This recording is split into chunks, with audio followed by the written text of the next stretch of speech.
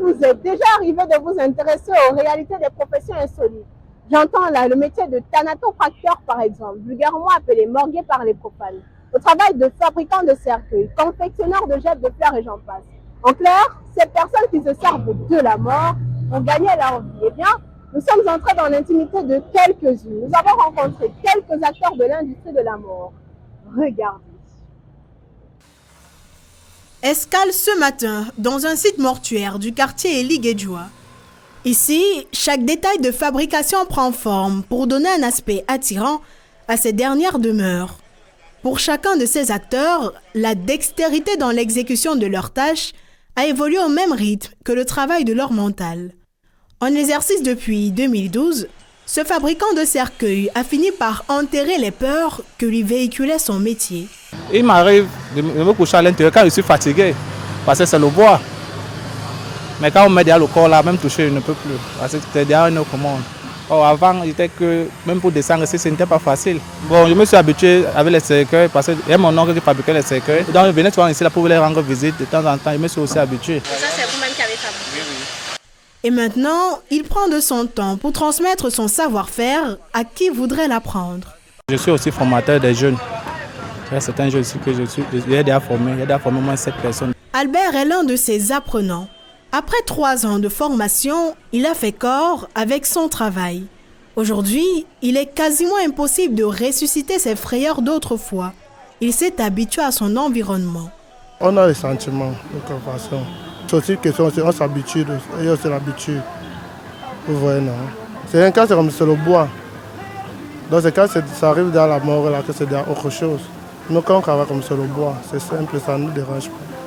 Notre voyage dans les limites de l'au-delà nous a également conduit vers le marché des fleurs. Certains se servent de la mort pour gagner leur vie. Le souhait de cette confectionneuse de gerbes de fleurs est d'avoir minimum ses 50 000 francs CFA chaque jour. C'est mort, c'est très très mort. Ça c'est la période, nous appelons ça la saison sèche. Parce que c'est vraiment dur pour le moment. La période est classe et puis nos activités sont en baisse. Au fond d'elle, elle ne porte pas toujours le deuil de ses clients. Il ne faut pas que ça vous amuse. Nous sommes déjà habitués, si bien que quand ils ne viennent même pas acheter les gerbes, ça nous énerve. Une fois, l'une de mes petits soeurs me demandait, regarde le métier que tu as choisi. Quand les gens ne meurent pas, ça t'énerve. J'ai dit, la vie c'est un choix. C'est pas que ça me plaît ou alors je saute de joie, mais c'est juste que c'est le choix que j'ai fait. Un choix que Jean-Baptiste a aussi fait en acceptant de faire carrière dans la profession de thanatopracteur. Nous sommes habitués à voir des corps sans vie et nous n'avons pas peur. Maintenant, dans la société, on est mal vu. Dans la famille, on n'est pas toujours accepté. Les débuts ont toujours été difficiles. Les profanes disent que les morts se réveillent la nuit, les morts font ci, les morts font peur. C'est tout ce qui me faisait peur en particulier. Autant dire que dans l'exercice de leur fonction, bon nombre ont fait leurs adieux à l'empathie. Sur ce chemin, les acteurs de l'industrie de la mort tentent tant bien que mal de survivre aux frustrations sociales. Quand on commence, on peut peut-être trouver des difficultés au début.